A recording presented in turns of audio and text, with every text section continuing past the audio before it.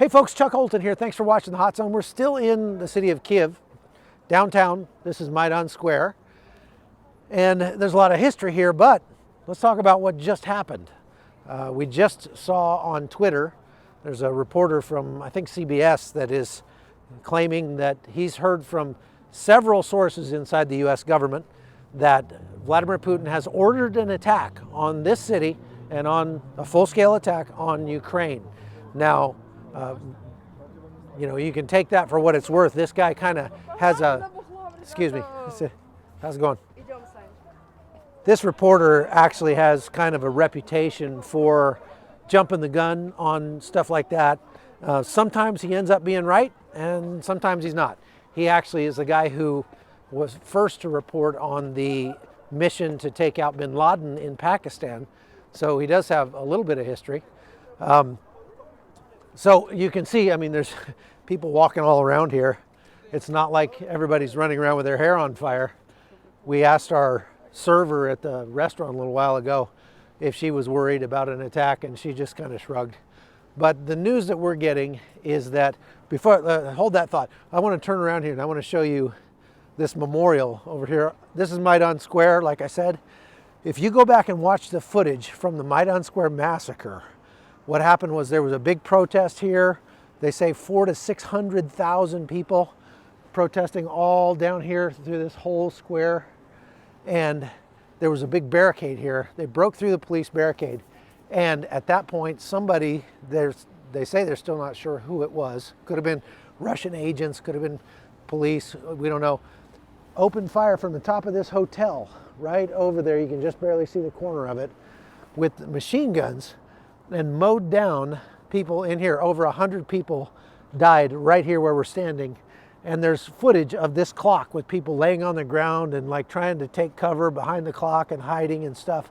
So this is a real historic place. And now there's all these pictures lined up right here of the victims of the massacre, and memorial there and things like that. There's some more of memorial up here on the right.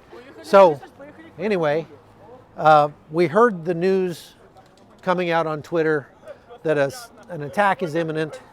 The U.S. military, or the U.S. State Department, has reissued their call for all Americans to leave Ukraine in the next 48 hours or else, basically.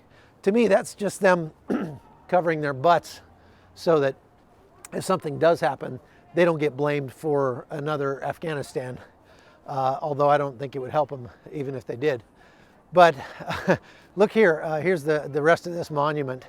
This is sort of a mock-up of some of the barricades they had. Now, I was here at that time, right after the massacre happened, and I remember these barricades, they looked kind of like this, but they were much bigger, and they completely engulfed that whole square down there. This building right here, there's a lot of footage of that, a lot of fighting that went on right here as well.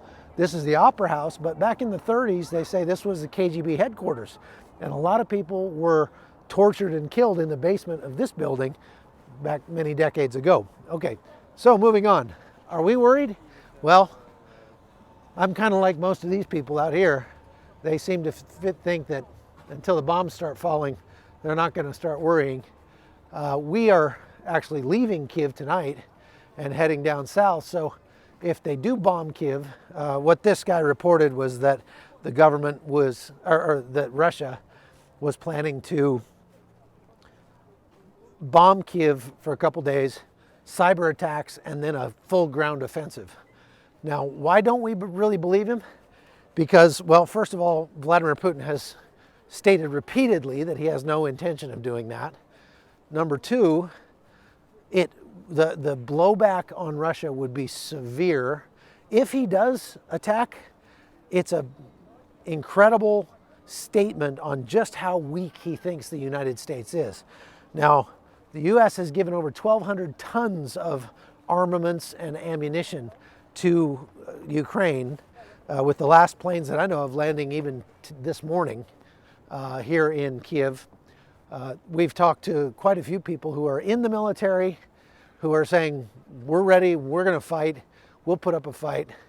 If he did invade, this would cost Putin dearly, not only in the court of public opinion, but in troops and materiel.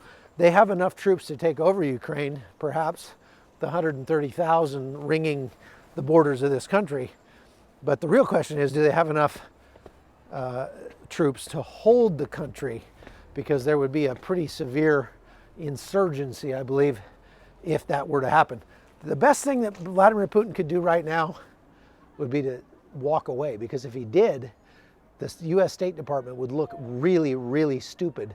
And if he's playing 4D chess, that's what I would do.